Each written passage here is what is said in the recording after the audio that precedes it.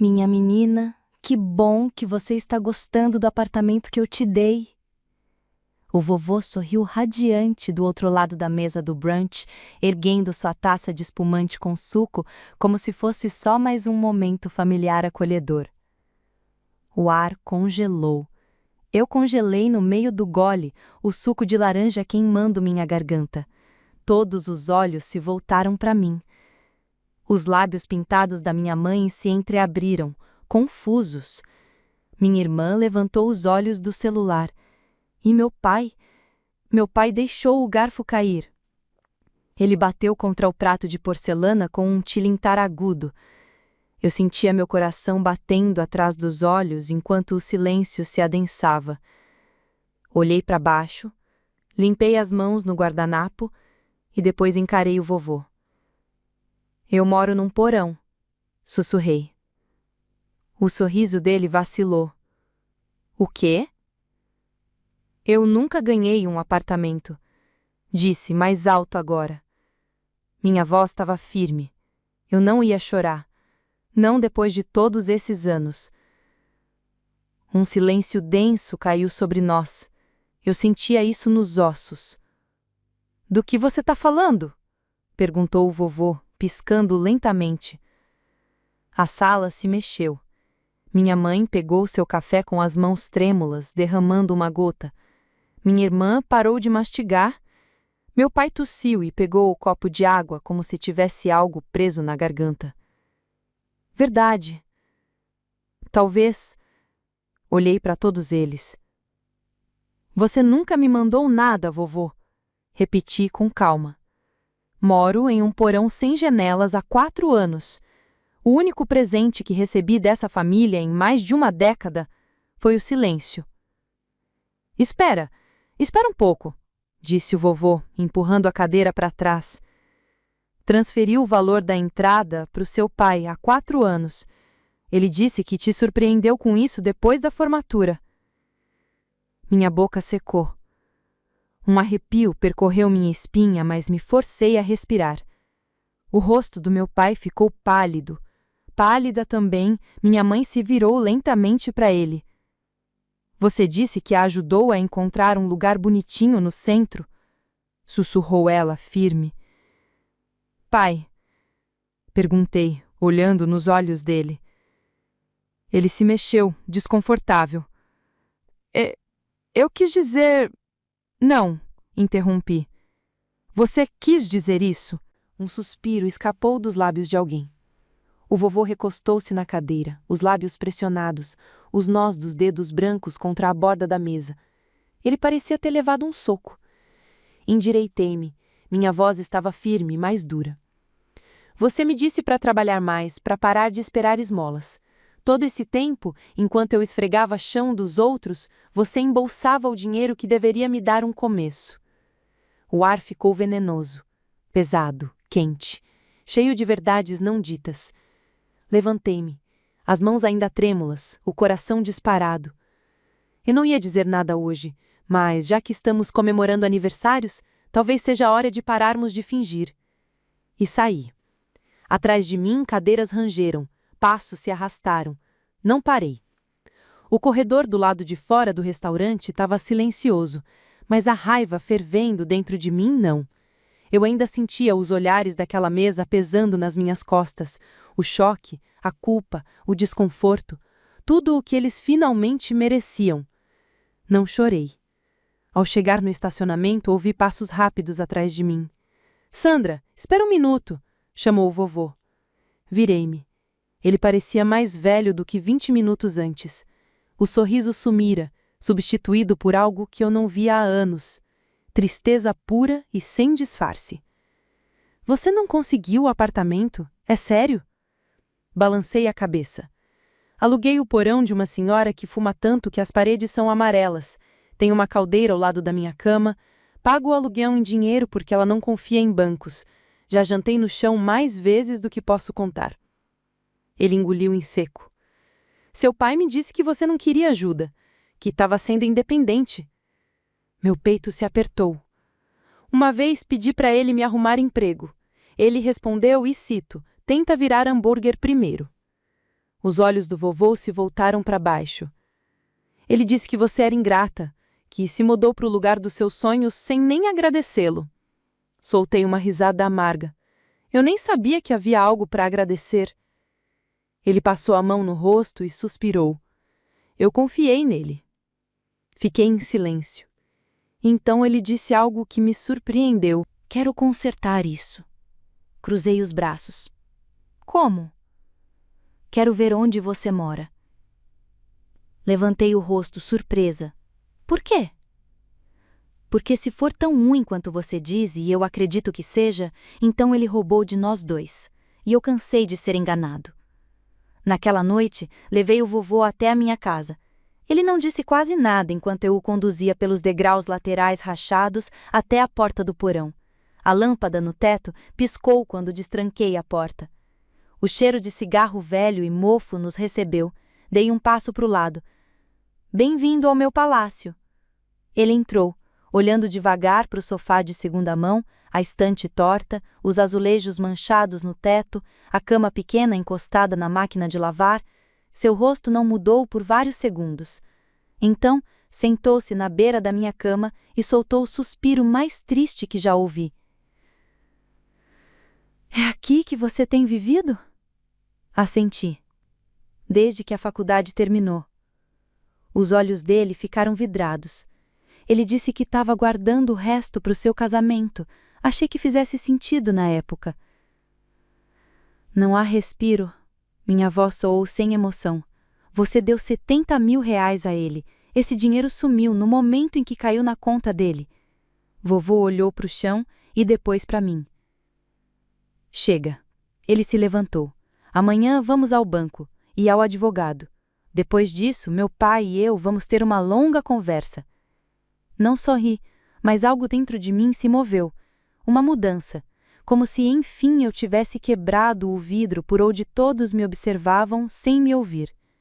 Na manhã seguinte, acordei com o cheiro de café queimado e o som do vovô no telefone com o advogado. Não me importa se é domingo. Leandro, acha a papelada. Quero rastrear cada transferência, cada centavo. E redige uma declaração dizendo que Eduardo Monteiro não tem mais autorização para agir em meu nome em nenhuma função financeira. A voz dele era fria como o aço. Um tom que eu nunca tinha ouvido antes. Nem quando meu pai bateu a caminhonete no colégio, nem quando minha mãe esqueceu o remédio dele uma vez. Isso era diferente. Fiquei no corredor, descalça, sentindo o chão de concreto frio sob os pés, ouvindo em silêncio. Algo dentro de mim, algo que dormia há muito, começava a despertar. Às 12, estávamos sentados num escritório elegante no centro da cidade, com painéis de madeira e cheiro de café novo. O vovô tinha conseguido um encaixe de emergência. A gerente, uma mulher recatada de cerca de 50 anos, clicava nos registros com os lábios apertados. Estou vendo a transferência aqui, disse ela, ajustando os óculos. Da conta do senhor Eduardo Monteiro para o filho dele, Daniel Monteiro, marcada como presente para o apartamento de Sandra. Ela virou o monitor. A data estava lá, o valor exato. Tudo o que o vovô dissera era verdade. Mas então ela clicou novamente. Meu coração disparou. Havia outra transferência. 5 dias depois, meu pai havia transferido todo o valor para uma conta de investimentos em seu nome, sem menção a mim, sem bilhete, nada. Fechei as mãos no colo. O vovô olhou para a tela em silêncio e perguntou calmo: Posso ter uma cópia impressa de tudo isso? Claro, senhor. Quando ela saiu, ele virou-se para mim. Ele te traiu e mentiu para mim. Isso não é só drama familiar, Sandra, é roubo. Acendi devagar. Não se preocupe, ele completou. Eu cuido disso. Mas balancei a cabeça. Não, nós cuidamos disso. Naquela tarde, fomos direto para a casa dos meus pais. Eu não pisava lá havia anos. A mesma casa onde eu costumava decorar cupcakes com minha mãe, onde meu pai me ensinou a andar de bicicleta antes de começar a ignorar minhas ligações. Onde a minha irmã fez uma festa na semana em que me mudei, deixando minhas coisas espalhadas no gramado. O vovô tocou a campainha. Meu pai abriu a porta, meio confuso, meio irritado. Os olhos dele se arregalaram ao nos ver.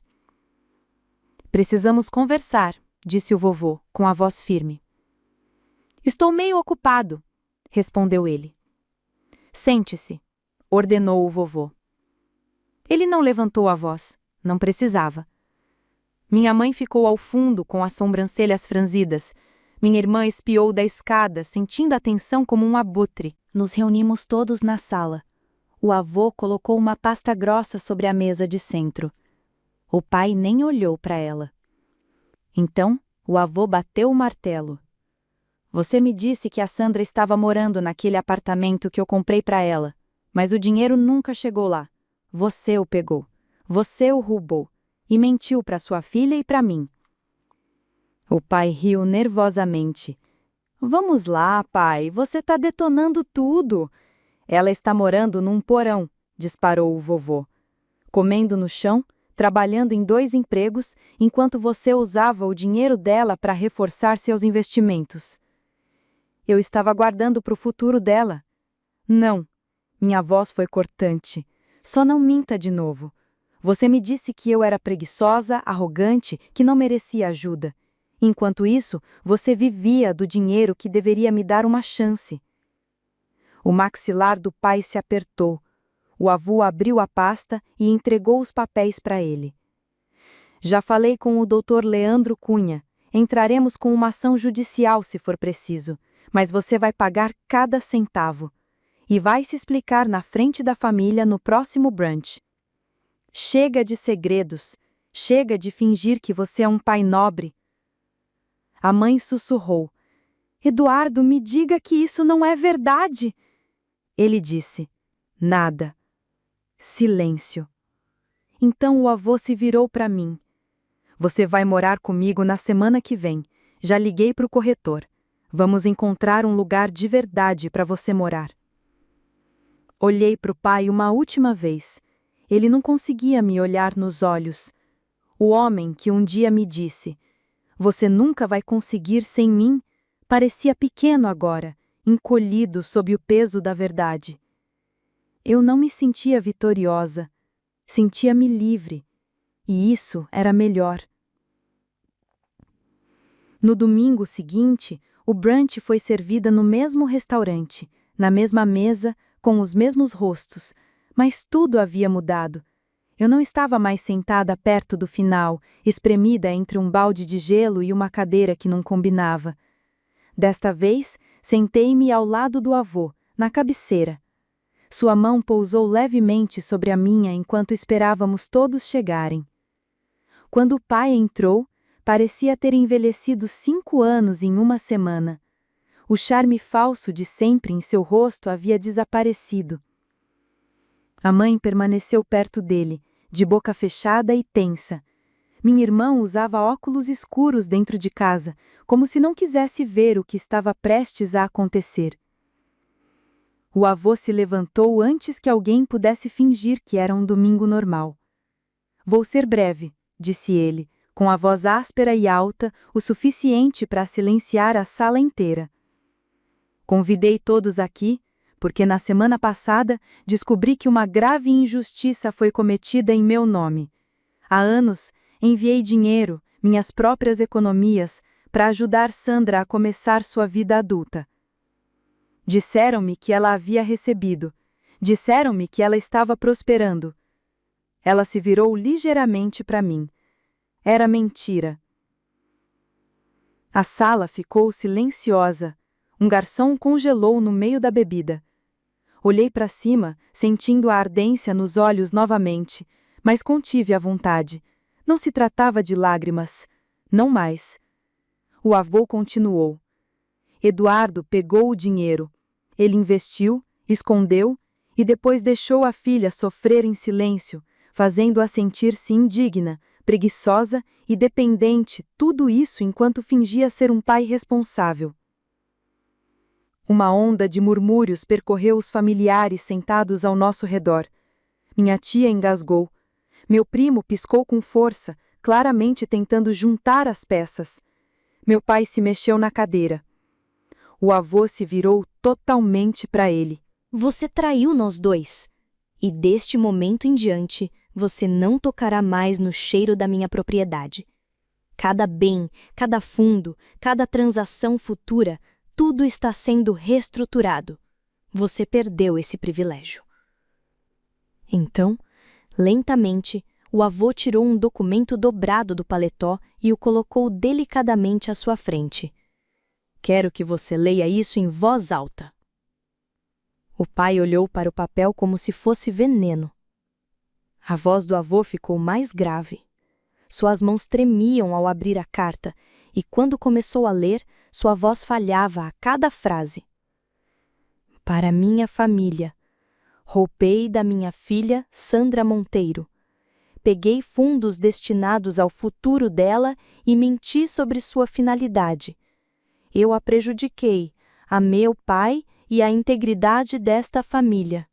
Assumo total responsabilidade e pagarei o valor integral em até 6 meses.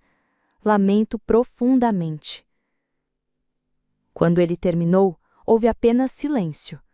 Sem palmas, sem suspiros, apenas uma respiração pesada e coletiva. Pela primeira vez em anos, olhei para o meu pai e não me senti pequena. Senti-me vista. Naquela noite, de volta à casa do avô, fiquei na varanda com ele sobre as estrelas. Ainda não consigo acreditar que você nunca pediu nada, disse ele. Já cansei de pedir, respondi baixinho. Ele assentiu. Desculpe por não ter perguntado antes. Não, respondi depois de um instante. Porque agora eu sei quem realmente está do meu lado. Ele deu um leve sorriso. Você não vai voltar para aquele porão. Eu sei. Encontrei um lugar para você, no centro da cidade. Pisos de madeira clara, janelas de verdade. Isso já parece uma mansão. Você merece. Talvez eu merecesse, mas mais do que tudo, eu merecia parar de brigar por sobras. O novo apartamento tinha janelas do chão ao teto. Na primeira manhã em que acordei lá, o sol entrava como se estivesse me esperando. Não ouvi minha senhora xingando o cachorro através da parede, não ouvi os canos rangendo ao lado da minha cabeça. Apenas silêncio, paz. Sentei-me na beira da minha cama nova, uma cama de verdade, não um futon de segunda mão, e fiquei olhando para o horizonte da cidade. Eu não estava acostumada a ver o céu assim. Não estava acostumada a me sentir segura.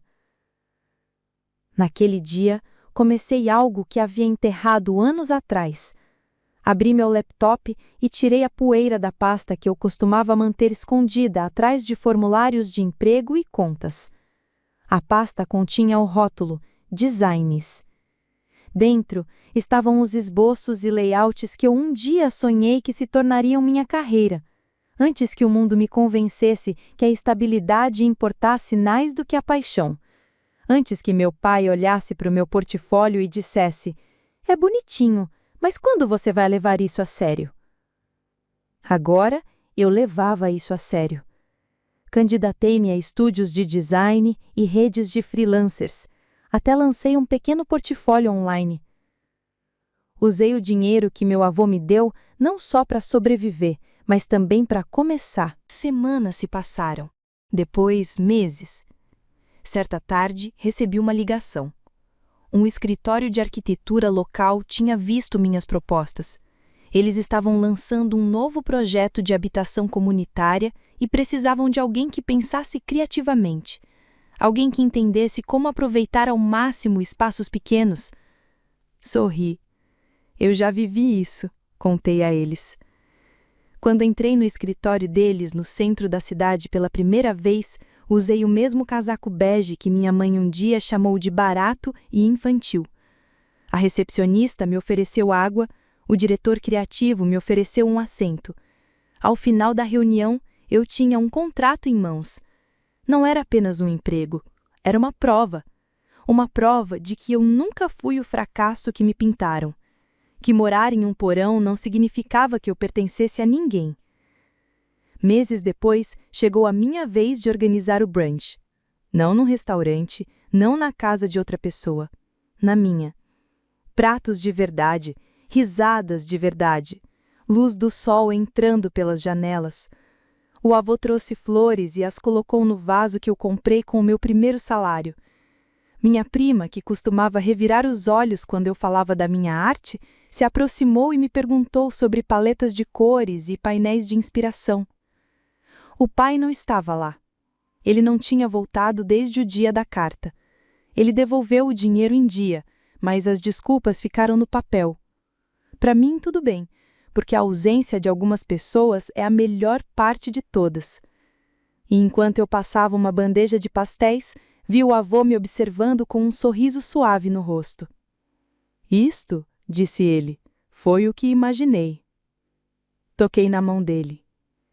Eu também. Bom, às vezes, as maiores traições vêm daqueles que deveriam nos proteger. A história de Sandra revela como o silêncio e a omissão dentro da família podem machucar tanto quanto palavras duras. Ela não buscava luxo, mas dignidade, algo que lhe foi negado por quem dizia amá-la. A coragem de quebrar o ciclo de mentiras e exigir a verdade não restaurou apenas sua trajetória, mas também sua autoestima. O momento em que ela se viu fora do porão, com a luz do sol e um novo começo, não foi sobre vingança, mas sobre liberdade. Crescer é, muitas vezes, aceitar que alguns laços de sangue são menos importantes do que o respeito mútuo. Então, sim, a verdade pode ser desconfortável, mas é libertadora. Enfrentar injustiças, mesmo dentro da própria família, é um ato de amor próprio. Você merece mais do que restos. Você merece respeito, reconhecimento e um espaço onde possa florescer. Agora me diz, se você fosse o avô, perdoaria Eduardo depois de tudo que aconteceu? E você acha que a Sandra deveria algum dia aceitar um pedido de desculpa sincero do pai? Por quê? Escreve aqui nos comentários, eu quero muito saber. Se essa história te tocou, deixe seu like e se inscreva no canal para mais histórias como essa. Às vezes, tudo o que precisamos é coragem para sair do porão. E não esquece, deixe também o seu comentário com uma classificação de 1 a 10 para mostrar o quanto você gostou, porque assim eu consigo trazer mais vídeos que sejam interessantes para você. Ah, assista também ao vídeo que agora está aparecendo na sua tela. Até breve!